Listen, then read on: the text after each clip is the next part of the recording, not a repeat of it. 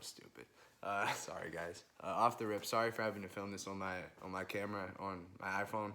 It's kind of whack, but I lost the adapter that plugs my camera into my computer, so I can't get videos off of there right now. So I'm just have to make do with this for now, I guess. But anyway, let's get into it. Obviously, if you've read the title, this is about my experience with this virus and how it is currently, you know, just shutting down the world completely, like in unprecedented levels. For me personally, I was planning on going on an LA trip, Los Angeles, with my friends. So we had this all planned out for spring break. And I'm not sure why I'm making it sound like I didn't go, because I actually did go on this trip. It was me and 3 of my friends, and we went.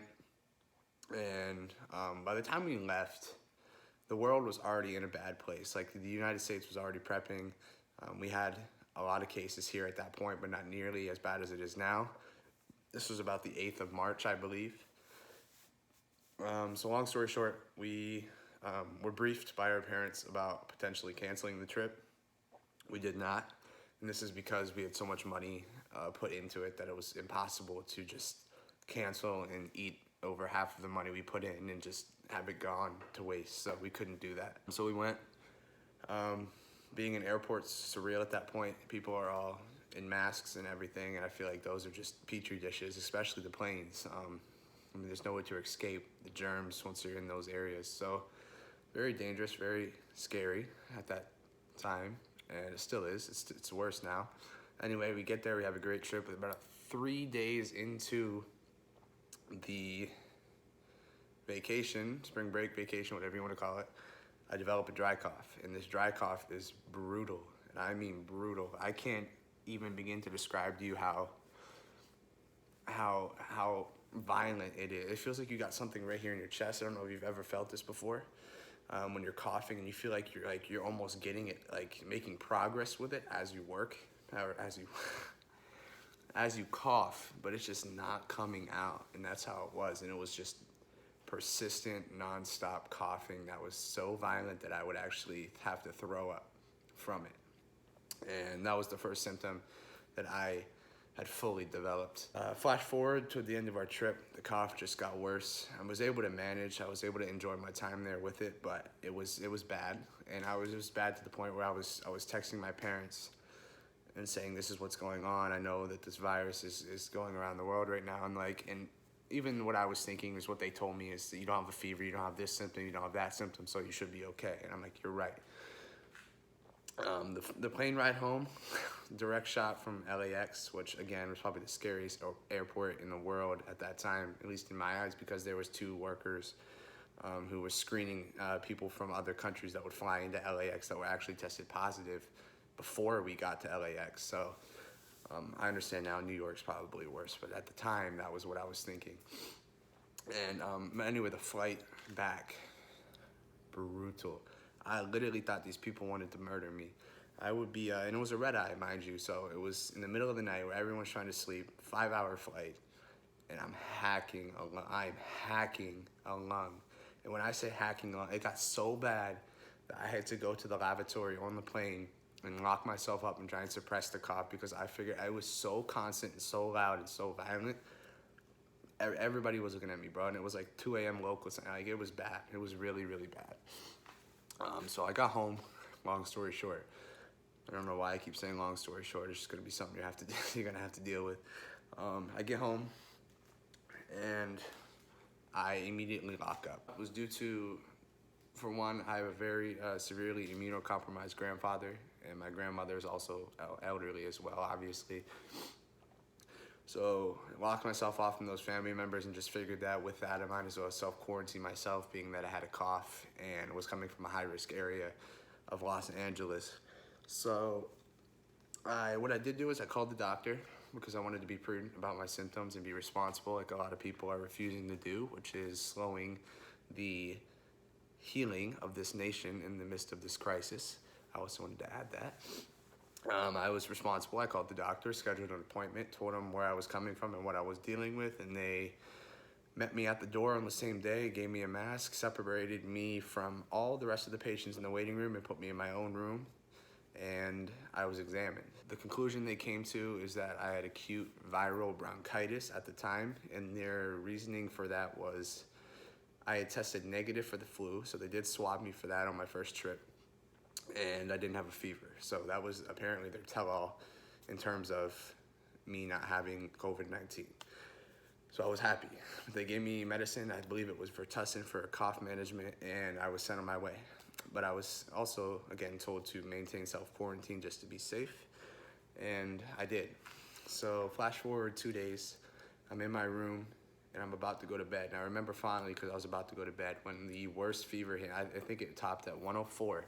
104-degree fever hit me to the point where it drained me, completely drained me to really sum it up. I would be laying in my bed unable to even, let's put it this way, I would let's say I'm laying on my right side and my phone is on the other side of the bed on the left side of me. I muster up the motivation to roll over on my other side. I was that deprived of energy. On the dire trips from the bed to the bathroom, I actually passed out on one occasion because I was so lightheaded. And these symptoms, along with the dry cough, because it's important to note that the dry cough never went away at this point in time. I just had added a fever, lightheadedness, and chest tightness and pain to that symptom I had already had. So all of this was kind of bundled into one. At this point, I was dealing with just a brutal onset of symptoms that were all conveniently tied in with this virus. So again, being responsible, I called my doctor back and I told her that I now have these symptoms as well as the ones you examined. And she didn't call me back for a day. And she told me, I remember this, she's like, you might want to sit down for this. I have a lot of news for you. I'm like, okay. She said, when you had first come on Monday, you did not qualify for a COVID-19 test. And this is due to the fact that they're limited in quantity and they try to reserve them for people who are very much showing all of the symptoms of the virus so they don't run out and get low on supplies, so to speak. So I was like, okay. It's like, but now you do qualify for a test. I'm like, okay, that's interesting. So they begun measures to try and set this up for me and get me a test. And then they told me it would take 8 days to get my results. So I figured, there's no point in me doing that as I'm already self-quarantined. I'm not gonna leave the house. I might as well just stay here and let it ride for the 14 days until I'm better and then could just leave. Furthermore, she had told me on that same phone call that there's a very, very high chance that that is what I actually have, which is the virus, and that I should be incredibly safe, secure, and locked up. So I literally stay in my room, door shut, have dinner slid under my door, take pills around the clock, just doing what I can, really. I had to let the virus or whatever it was run its course. I don't like to say with certainty that's what I had because that sounds like I'm trying to milk it for something that I'm not, but I will just tell you that it is the sickest I've ever been. At one point, I can honestly say at one point I thought I was losing my life. I literally did. And I've never, ever, ever felt that with an illness before, ever.